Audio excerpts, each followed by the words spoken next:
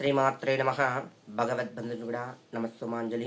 గురుదేవుల పాదపద్మాలకు శిరసాష్టాంగ నమస్కారాలు. 1వ తారీఖు 6వ నెల 2025 ఆదివారం షష్ఠి. షష్ఠితో పాటు ఆశ్లేష నక్షత్రం ఉంది. ఎవరికైతే వివాహం నందు ఇబ్బందికరంగా సమస్యగా మారి వారి సమస్య ఇబ్బంది అవుతూ వివాహాలు ఆటంకం జరగడము, వచ్చి దగ్గర దాకొచ్చి దూరం అయిపోవడము, అంతేకాకుండా గృహం నందు దంపతుల మధ్యలో అన్యోన్యం కరెక్ట్ లేకుండా ఉన్న, సంతాన విషయం నందు ఇబ్బంది కలుగుతూ ఉన్న, కొంతమందికి పీసీఓడి ప్రాబ్లంతో బాధపడుతూ ఉన్నవారు ఎన్నెన్నో బాధలు అనుభవిస్తూ ఉన్నారు. వారికి ఈ ఒక్కరోజు మాత్రం ఈ పరిహారం చేశారనుకో మంచి రిజల్ట్ వస్తుందన్నమాట. ఏమి చేస్తే మంచి పరిష్కారం వస్తుంది అని కనుక ఈ రోజున సుబ్రహ్మణ్యేశ్వర స్వామికి ఆరాధించడము చాలా చాలా శ్రేయస్కరము.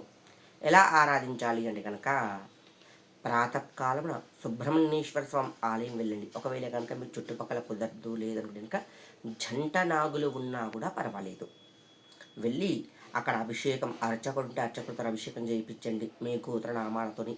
లేని పక్షంలో మీరే స్వయంగా నీటిగా నీళ్ళతో కడిగేసి పాలు, పెరుగు, నెయ్యి, తేనె, చక్కెర, పంచామృతం అభిషేకించుకొని కొద్దిగా తీర్థాన్ని తీసుకొని మళ్ళీ నీళ్ళు పోసి మంచిగా కడిగేయండి. కడిగి వివాహం నందు ఆటంకాలున్న అబ్బాయిలైతే కనుక స్వామివారికి నిండుగా గంధం రాయండి. లేని ఎడల స్త్రీలైతే కనుక పసుపు రాయండి. ఒకవేళ కనుక సంతానం కోసం అయితే కనుక పసుపే రాసేయండి. స్వామివారి నిండుగా రాసి నిండుగా బొట్లు పెట్టండి. బొట్లు పెట్టి సుబ్రహ్మణ్య స్వామి ఆలయంలో అయితే కనుక ఎర్రని వస్త్రాలు సమర్పించండి. ఇక్కడైతే కనుక ఒక కండువ కానీ, అబ్బాయిలైతే కండువ కానీ, ఆడవాళ్ళైతే కనుక బ్లౌజ్ పీస్ కానీ కట్టేయండి. జాకెట్ ముక్క రెడ్ కలర్ది కట్టేసి కొద్దిగా కందులు, అర్చకుడు కనుక కిలంబావు కందులు ఇస్తే చాలా శ్రేయస్కరము.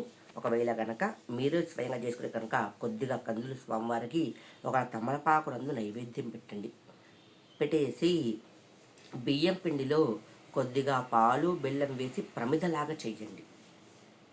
చేసి అందులో మూడు ఒత్తులు కలిపి 3 దీపాలు వెలిగించండి. ఒక్క ప్రమిదల్నే 3 దీపాలు వెలిగించండి.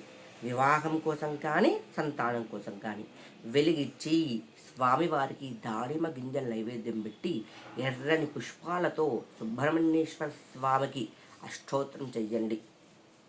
చేసిన తర్వాత స్వామివారికి 109 ప్రదక్షిణలు చేయండి. గుడి చుట్టూ కానీ సుబ్రహ్మణ్య స్వామి ఎక్కడ ఉన్నా మీరు ఏదైతే విగ్రహానికి పూజ చేస్తారో ఆ చుట్టూగా 109 ప్రదక్షిణలు చేయండి. ఒకవేళ కుదరదు అనుకుంటే కనుక 19 ప్రదక్షిణలన్నా చేయండి. చేసి మనసు పూర్తిగా అక్కడ నుండి ఒక ఫలాన్ని నైవేద్యం పెడతారు కదా, దానిమ్మ పండు నైవేద్యం ప్రసాదం తీసుకొని వచ్చి మధ్యాహ్నం భోజనం చేయండి. నైట్ అల్పాహారం భుజించి నేల మీద పడుకోండి.